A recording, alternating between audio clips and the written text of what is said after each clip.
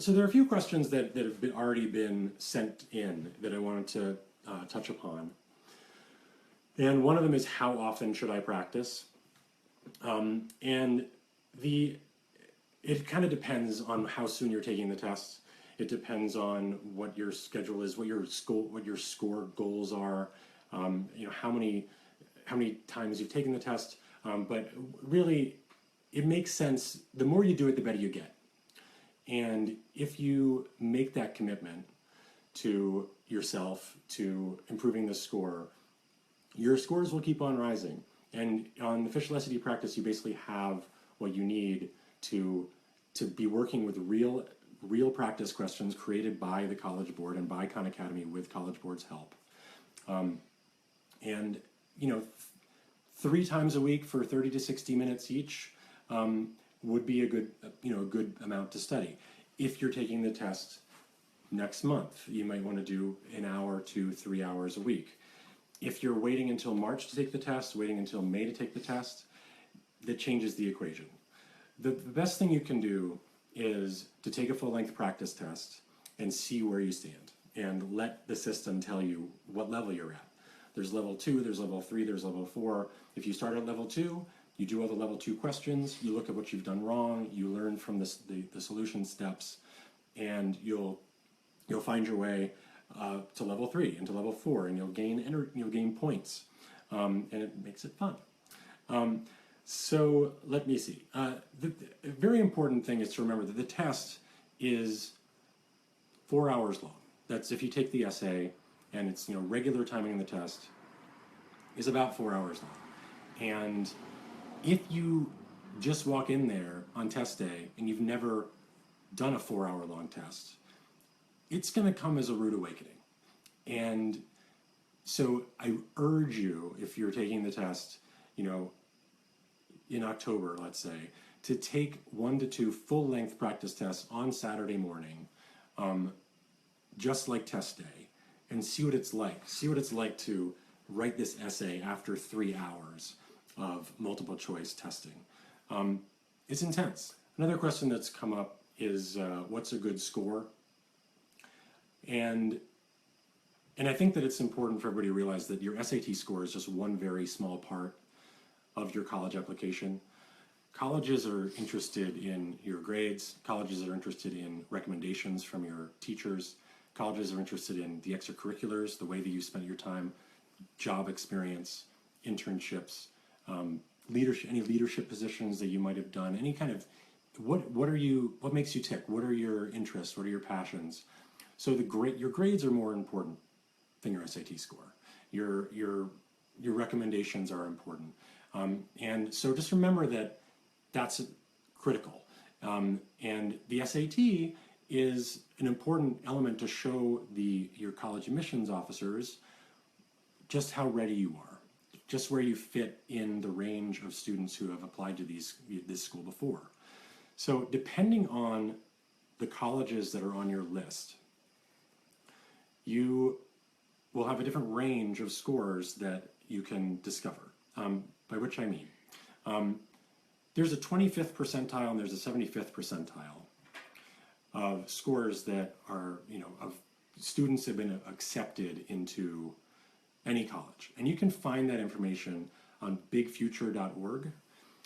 You can look up the school, you can use college guides, and it's a statistic that every college makes available. And that's 25% of the students applied with a score, were offered admission with a score below the 25th percentile range, and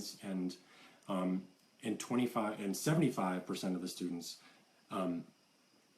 had scores that were so somebody who scored, if you're in the 75th percentile, that is better than 75% of the people who studied, who applied. So and you get offered admission. So what you do is you create a range. You look at all the 25th percentile scores for the colleges in your list. You look at the 75th percentile scores for the colleges in your list. And you use that as an indicator for what you think you should do, what your target should be for your SAT score.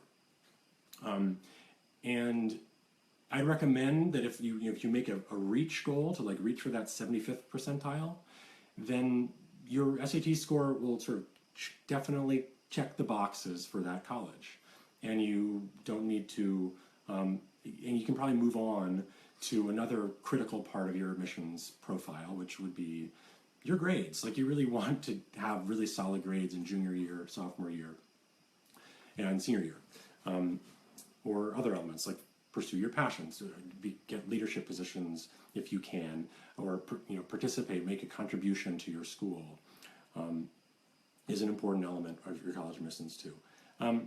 Another question that's come up is what do I need to bring on test day? And you can find that information on official SAT practice. You can also find it on the College Board website. I think College Board or Khan Academy, the team who's watching right now, hopefully will be posting where those links are. But you can just go find out that information right there. Honestly, there's so much information available on the Khan Academy official SAT practice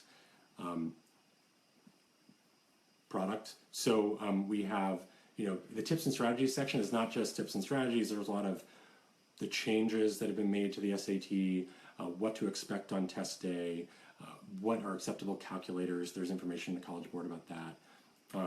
What are the different question types? What are the different lengths of the sections? What's a raw score? What's a scaled score? All this information is on official SAT practice on Khan Academy.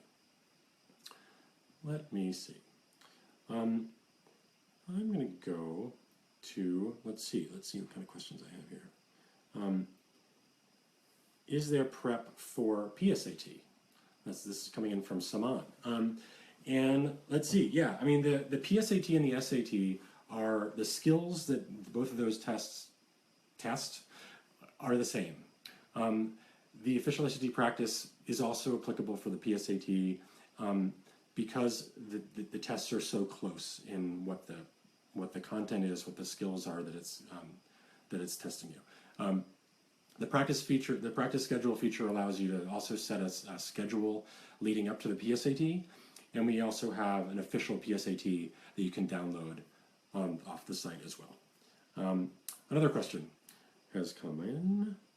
How should we practice and tackle the essay?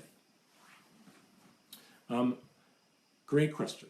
The essay is an amazing, they've changed the essay, and the essay right now is an assignment that you would see in any college level English course or history course, and it is testing how well you can analyze evidence and understand how an author is using different devices, different writerly devices to persuade the audience of his or her point that he or she is making.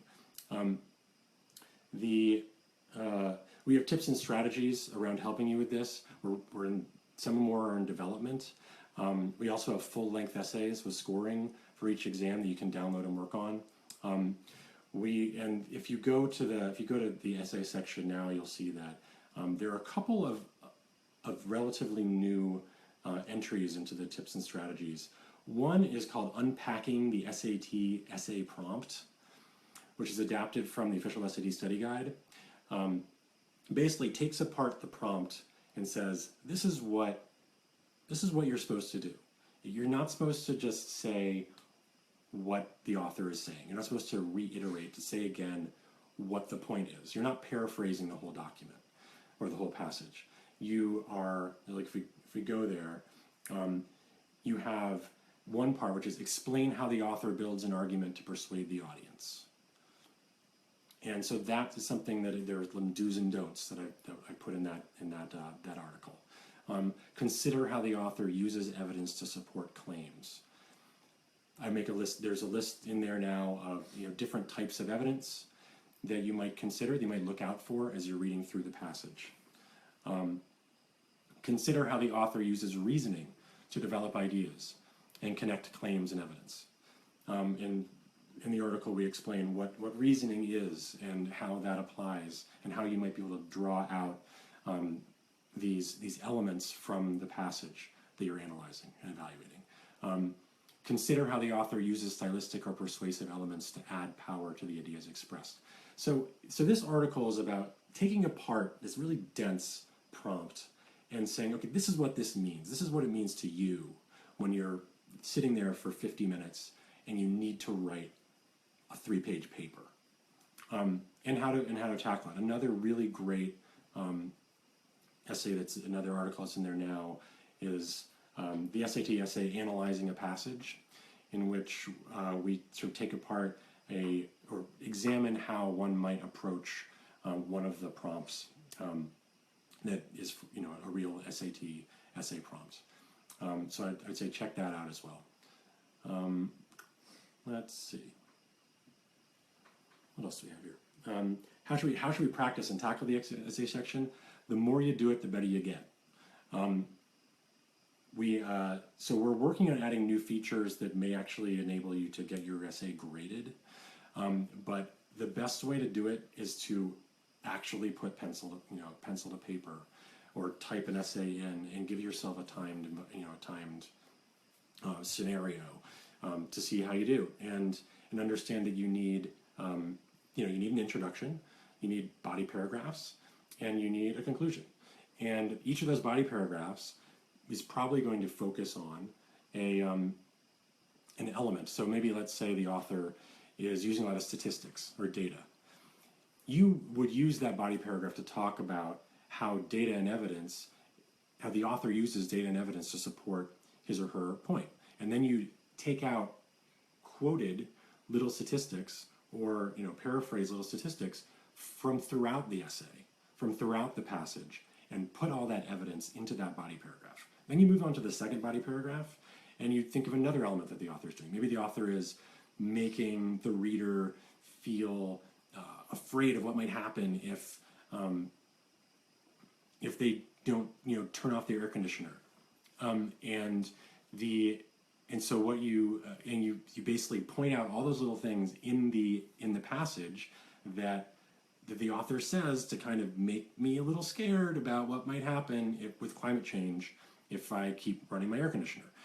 So you take those elements, threads from different paragraphs of the passage, and weave them into one body paragraph in your essay.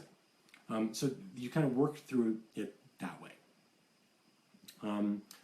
Let's see, another question.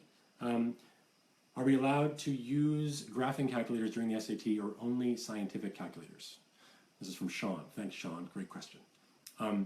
There's a full list of acceptable calculators on SAT.org, and there's a calculator policy. You go there under taking the test on SAT.org. Most general, in general, most graphing calculators are permitted. So just check that out. Ordinarily with the calculator, you don't really need it. And if you find yourself doing really lengthy calculations in your calculator, the chances are you might have missed something. So I just want to say, be cautious about when you pick up your calculator. Obviously there's a section of the SAT that you're not allowed to use a calculator. But even when you are using it's the calculator section, that doesn't mean that the first thing you do is type the numbers you see in the question, into the calculator. You want to take a step back. You want to say to yourself, like, oh, hold on, what does the question want? What is the question telling me? What's my game plan here? And then you decide whether you need the calculator or not to do that. Let's see. Another question. How can I reset my skill level so I can practice the lower skill levels of math? The answer is, well, you can't. The product doesn't allow you, the official SAT practice doesn't allow you to reset your skill level because it's a reflection of where you are. If you want to review things from a lower skill level, then you can go to the review tab at the top of official SAT practice and look at the questions again that you missed. Let's see. Another question. I'm a junior, but I am not taking pre-calc and AP Calc. But can I still really do well on the SAT, though, through Khan Academy SAT practice? And the answer is absolutely, man. Or whoever you are. Absolutely. The best way that you can prep for the SAT right now is to go on Khan Academy and do a diagnostic, see how you do. If you get the questions wrong, that is okay. The system will send you to practice those skills that you're not strong enough in yet to get those questions right. The key to doing well is to start early and just keep on getting familiar with the skills you need on the test. You also can watch videos on any concept you haven't learned yet. So that isn't just in official SAT practice. If you don't find what you need there, then head on out to Khan Academy, go to the subjects, and get some amazing videos and articles and exercises to help you strengthen your skills in the areas that you need. Let's see, another one. What about book recommendations and strategies for the reading part? This is from Heya. There's always one passage from the U.S. founding documents and the great conversations that they've inspired through the years. Women's suffrage. There are all sorts of debate about slavery, the debate about the way that the Constitution was drafted. This is bumping around. Other passages include a classic and contemporary literature, a passage about social science, and 2 science passages. If you want to practice for the reading section of the test, look at the strategies that are in Tips and Strategies on Official SAT Practice. If you're trying to really just build up your reading fluency, then read advanced, read the New York Times, read the Washington Post, read the Chicago Tribune, read the LA Times, read Newsweek, read content, read stories that are at the level that the SAT is at. But you don't need to do that now. You should jump into Official SAT Practice and look at those passages. There are lots of sample passages there to try out. And if you get questions wrong, it's no big deal. Like, nobody's going to look at your results. Nobody's going to look at your practice. You don't need to let anybody in except you. And so go for it. Let's see. I've exhausted all the exercises. What should I do now? We continually are adding new exercises. We're adding more writing and language exercises this week and next. We're adding more reading passages this week and next. But congratulations if you've done all this stuff. You've done tons of work, and I hope that you've seen results.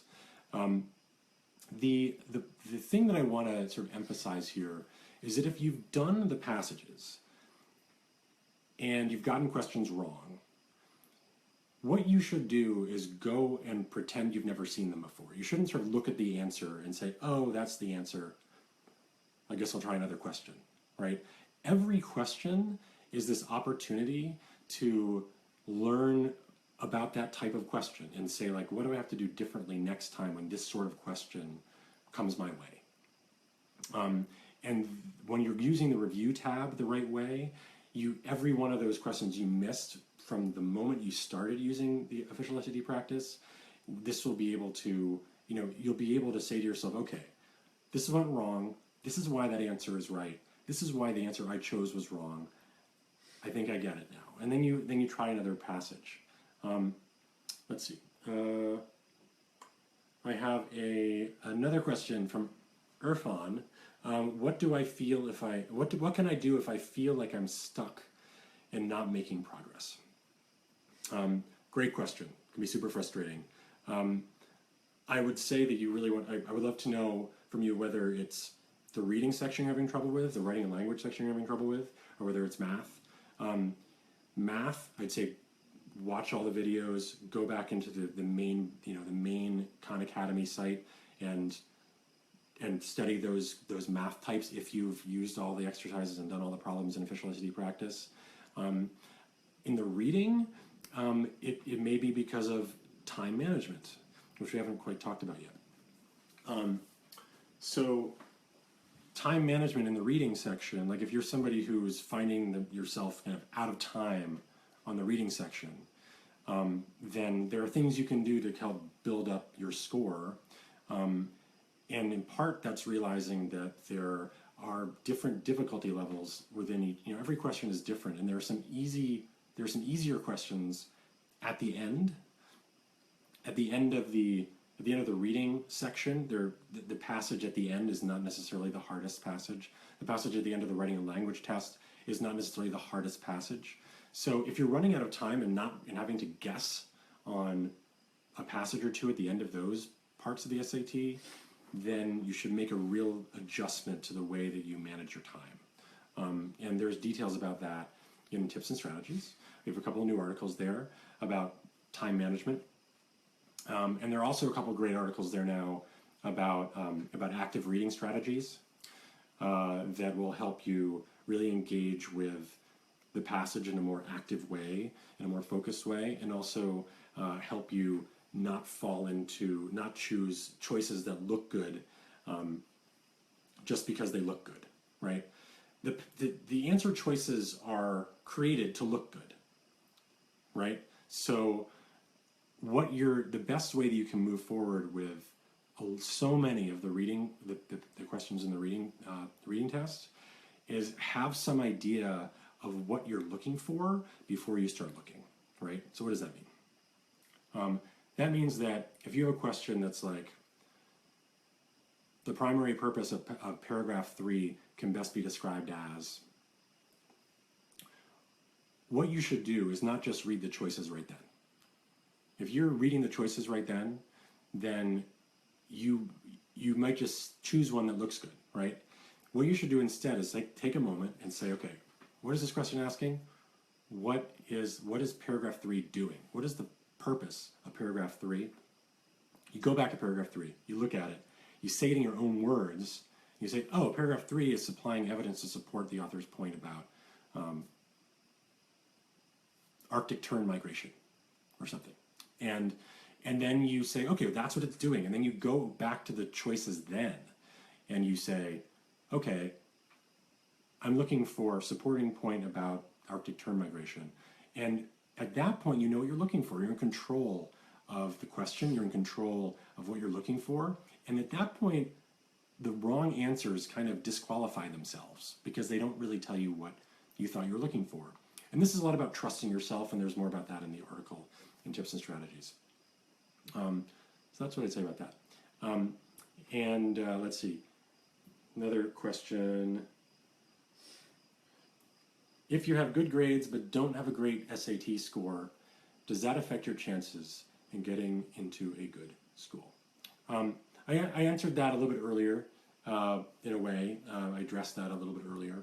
And remember, the SAT is just one part of your college application. I would encourage you to check out bigfuture.org to explore the colleges that might be a good fit for you based on your GPA and your test scores and your interests. But grades are really important. Grades demonstrate that you work hard in school. If you have great grades and your SAT isn't so good, you certainly aren't the first person in the world to have this problem, to have like test taking anxiety. You freeze up when you're like there on a timed test. If you had a choice between being somebody who had awesome grades and a kind of mediocre score on the SAT, and someone who had mediocre grades and an awesome score on the SAT, I would much rather be the first student, because if you have mediocre grades but an awesome SAT score, as admissions officer, I may say like, this student is an underachiever. This student isn't working hard.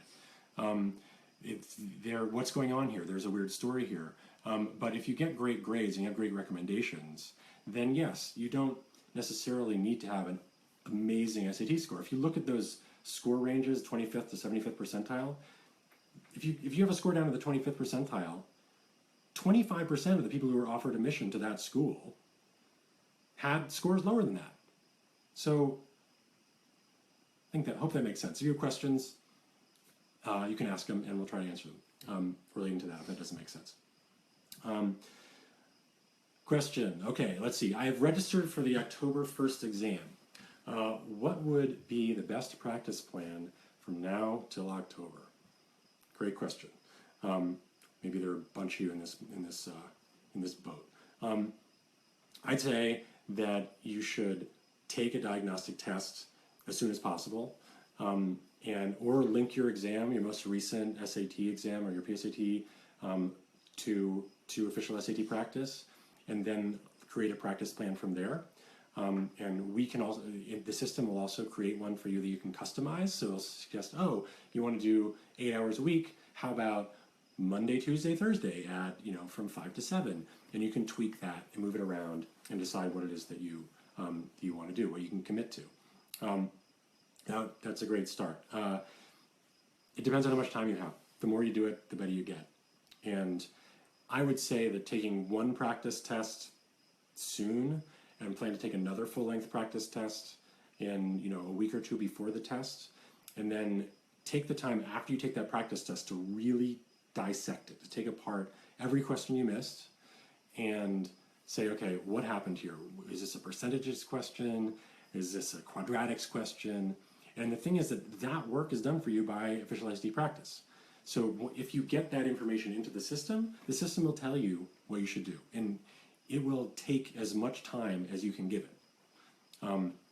But I'd say a minimum 4-week schedule if you want to move your score 100 points, which is fairly ambitious but totally possible.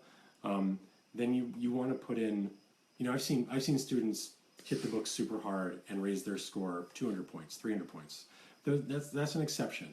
But you go in, you log the time. And if you have comments or questions as you're using the product, put them in the comments, put in the questions, put it in the tips section of every one of the articles and tips and strategies. And we'll try to address your questions and concerns as in due course. Let's see. When is the last SAT test that I can take before the usual deadline of college applications? Great question. The usual deadline is, a lot of colleges have different deadlines. So some of them have January 1st, some of them have January 15th. Early decision deadlines are sometimes the beginning of November, beginning to middle November. And early decision, early action, we recommend that you take the test. October 1st is really the last one to meet the early deadlines. The November and December tests are fine for your later deadlines. So if it's a January 15th or January 1st, November and December tests are going to work out fine, and you'll be able to send those scores to those schools. Let's see. Is the SAT going to be harder than last year's SAT? Okay, what carries more weight, ACT or SAT? Two amazing questions. Okay, is the SAT harder than it was last year? Totally different tests. In some ways, yes. In some ways, no. It's kind of a moot point, meaning that it doesn't really, it doesn't matter whether it's harder or easier, because you can't take the old SAT anymore. The new SAT is the SAT now. And some students find SAT more challenging. Some students find ACT more challenging. You can't know which one you're going to do better on until you take a full-length practice test. What carries more weight, ACT or SAT? As far as I know, there's not a single college that prefers one test over the other at this moment in time. So that may have been true. That might have been true 5, 10, 15 years ago. The word on the street, the rumors had it that Midwestern colleges prefer ACT and colleges on the coast prefer SAT. That is not, it's not true anymore. Both are accepted by all colleges. And so there's no reason to try to game it or second guess which college which one would prefer. And you can verify this by calling any college admissions office. Try them both out.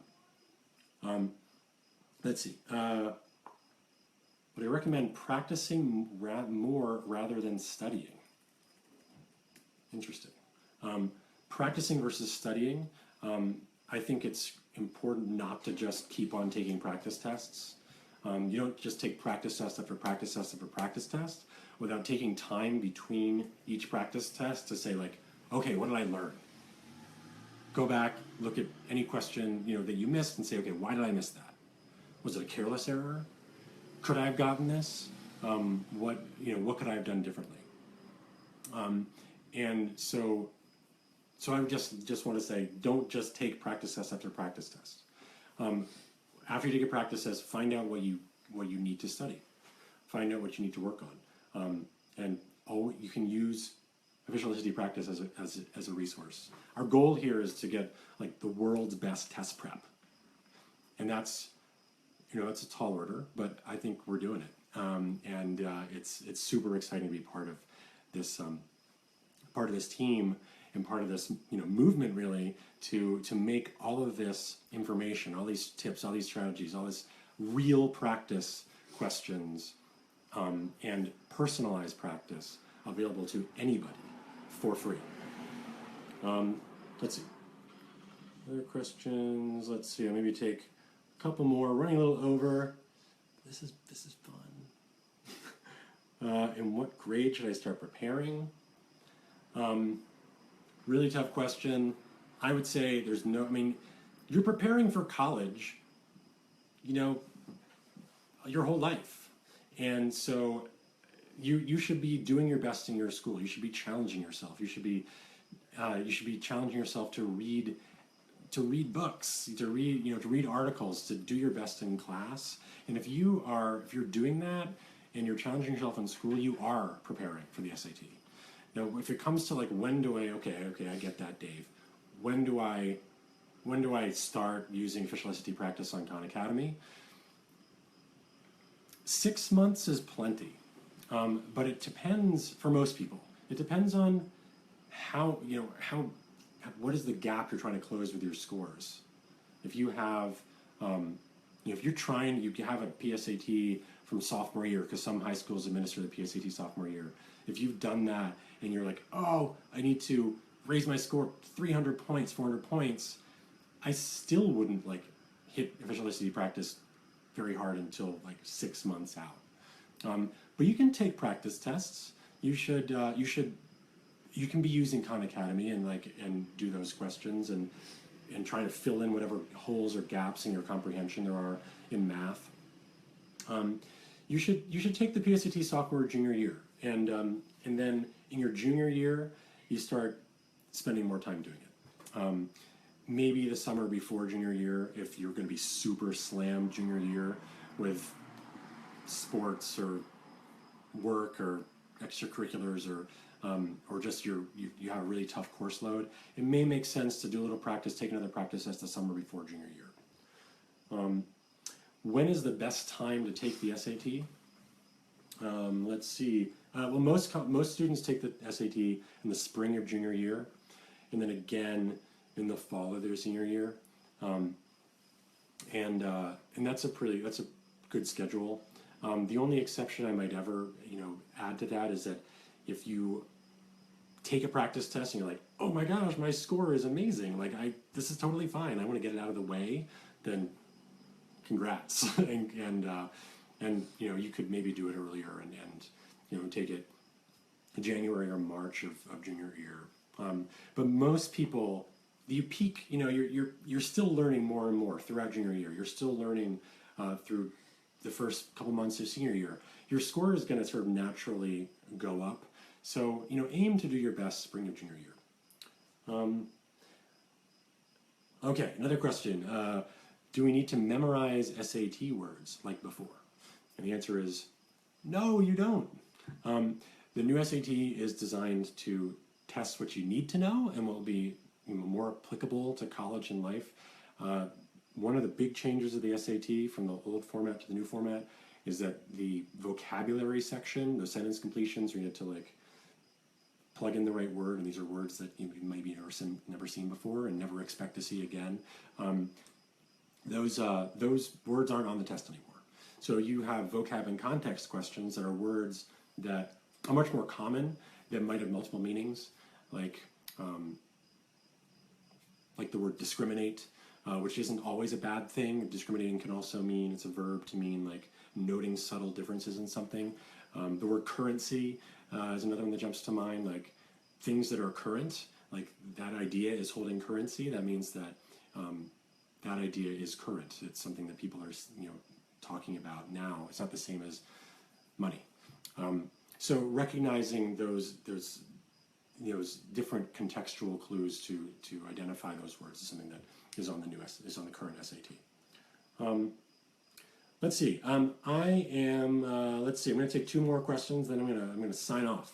Um, let's see. Do you have food or water during the test? Great question. You need your desk to be clear when you take the test. You're not allowed to have water there on the table next to you. You're not allowed to have food next to you. But you can have water in your bag underneath your chair. You can have a sandwich stowed away for your 10-minute break or your 5-minute break or your 2-minute break. These breaks are super short. And just remember that if you don't take that opportunity to get up and stretch and drink water and have a snack, your blood sugar level is going to go down, and you may not be able to focus and as well as you like going into that fourth hour of the test. So bring those snacks. Figure out what those snacks are. Have a good dinner the night before. Have a good breakfast the morning of, and bring stuff with you to eat really fast during the break, so you can keep your energy level up, because it's a marathon, and you need fuel as you're going through that marathon. So let's see. There's more advice like that in tips and strategies section of the official SAT practice. Let's see. How important is SAT for international students interested in studying in the U.S.? Another amazing question. It depends on the school. It depends on where you're applying. The best thing to do once you get that list of schools is to actually call the admissions office at those schools and ask them. Say, hey, I'm applying internationally. Here are my grades. Here's a little bit about myself. What do you think? You want me to take the SAT? And the answer is probably yes, we do. Like, that's the way that we measure college readiness, and it's an indicator that you take the ACT or the SAT. This is a part of your package. But some may say, you know what, it's not critical. So you really just need to call the school, and that school is going to start sort of creating a folder for you. So that's another important part of your college applications. You want to let the school know that you really want to go there, because most colleges want to offer places to students who will accept those places and go there gladly. And they want to fill their freshman class with students, their first year class, with students who are super psyched to be there. So if you demonstrate your interest in that way, then that'll help. That can do nothing but help. So make those calls, write those emails. Don't be shy, because it may raise the chances that they'll remember you when they start considering people's applications. I'll take one more. Let's see, one little quick one. Okay, although the math section gives you formulas, which it does, is there anything you think we should have memorized by heart when we go into the test? There are a handful of things. There are, the two that jump to mind is that you probably want to know your distance formula. You probably want to know your midpoint formula. You want to know difference of squares, like x squared minus y squared factors into x plus y times x minus y. And you should be making flashcards for yourself. If there's a little fact that comes up with a question you missed on official SAT practice, change it, write that down and make a little flashcard. You also want to be super fluent with the formulas that are on the tests. You don't want to be looking back and saying, like, it's circumference pi r squared. By the way, no, it's not. Circumference is pi d, and the area of a circle is pi r squared. Those are things that it's really useful to just have on the tip of your tongue. If you have to be flipping back and forth, it's slowing you down. It's wasting critical energy that you need in order to do your best. Okay, we're gonna wrap it up, and I'll be back. Another one little thing I'm going to say is that there are new articles in the tips and strategies section that give you an opportunity to share your favorite tips that you might have gotten from wherever for tackling the various parts of the SAT. So there's a math share space, there's a writing and language share space, a reading share space, general strategies share space, and an essay share space. Go there and share. And that includes any educators that are watching. If you work with students and you have things that you know work and you want to share those things with everybody, then do it. Please do it. We want everybody to use Khan Academy, use official SAT practice. And on that note, I guess I'll bid you all good night, and hope to see you again right here next time. Take care. Thanks for watching. Really appreciate it. Bye.